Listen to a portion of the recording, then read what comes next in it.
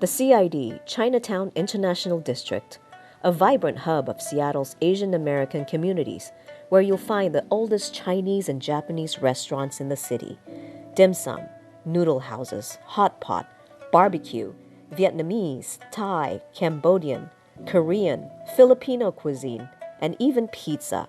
The CID is a culinary and cultural delight. But in 2020, the community's vibrancy began to dull when people stopped coming to the CID due to the racial stigma over coronavirus against Asian-related businesses. Restaurants told the Northwest Asian Weekly of drastic drops in the number of customers. 30 family associations and community organizations canceled their Lunar New Year celebrations, each banquet with 200 to 500 people, and Dragon Fest, one of the biggest CID events, was canceled. In March, the governor announced the closure of restaurants and bars, followed by a statewide order requiring everyone to stay home. Businesses started limiting hours and laying off staff, and just before restaurants could reopen for dine-in service, protests over the police killing of George Floyd in Minneapolis broke out all across the country. In Seattle, splinter groups spilled into the CID, smashing storefront after storefront, breaking windows, doors. Businesses were vandalized and looted. A community already suffering was hit with another devastating blow. Everywhere you looked, you saw businesses boarded up with plywood. The mayor ordered Seattle Public Utilities to help board up 200 storefronts, providing labor and materials for businesses.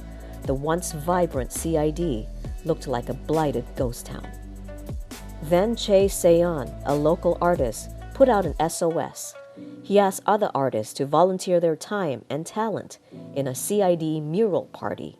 Over several days, more than 100 volunteers would show up in the CID, Asian and Black artists, artists from all walks of life, and they created something beautiful out of the ugly storefronts. And many volunteers came to protect the businesses by putting up boards. They came the next day after that first major damage. The move was likely inspired by Kioki Solvano, another artist, 3 months prior. Kioki was driving by Jade Garden restaurant and noticed construction workers boarding up windows. He asked the owner, Eric Chan, if they were going out of business, and found out the restaurant had been vandalized. Kioki posted on social media for other artists to come out and paint murals, and within 30 minutes, he got 5 volunteers. Kioki started a movement with that mural, and months later, after the riots against police brutality, the protected businesses now had one of the largest art collections that are a beautiful gesture of solidarity with the CID. The Northwest Asian Weekly has never seen anything like this in the entire CID history. It was an unprecedented show of support from the community, proving that we are in this together, CID strong. While murals turned up in other parts of the city like Pioneer Square and Capitol Hill, the CID murals demonstrated not only support for Black Lives Matter, it displayed messages of Asians supporting Blacks and multiculturalism. It was unusual for businesses in the CID to have that messaging. It was a collaboration with the Black community and a commitment to solidarity. We at the Northwest Asian Weekly felt compelled to highlight this event and the show of solidarity with Black Lives Matter. With the CID turned into an art gallery, we held a contest to honor the works of arts and the people behind it.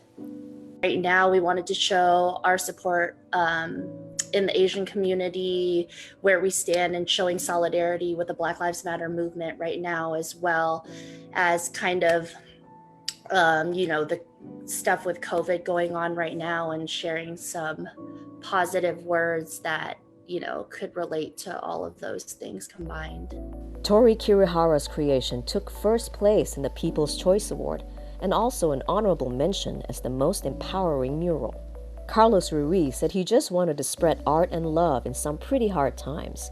He created this fun mural showing all the delicious food you can eat at Jade Garden. Important to come together as a community, and just being a minority out here and working with Jade Garden, who also were minorities, and just working out here, working together and showing love towards each other is very important. Adding more color to the CID was this mural by Richard Reynolds. I was inspired to do this for several reasons. I lived in the International District for 7 years, and it's perhaps my favorite place on planet Earth. And I had a long-standing relationship as a patron with Phnom Penh Noodle House, and I felt honored and very lucky to have been able to do their mural. And as for imagery, I was inspired very much by a recent trip to Cambodia that my partner Gene Sekiguchi and I did. Spent a lot of time in Angkor Wat, soaking in Khmer tradition and inspirations. And in general, the piece was inspired by a longstanding love of mural work, particularly Mexican muralists and American comics. So I felt very happy and honored to be able to do that particular mural. And the first place winner in our contest was this massive mural at the Wing Luk Museum in collaboration with artist Moses Sun. The whole process was pretty magical. It felt like something that was meant to be. It just all kind of flowed together. I drew with chalk and worked from my drawing, and then improvised from my actual mock-up, and it all just flowed.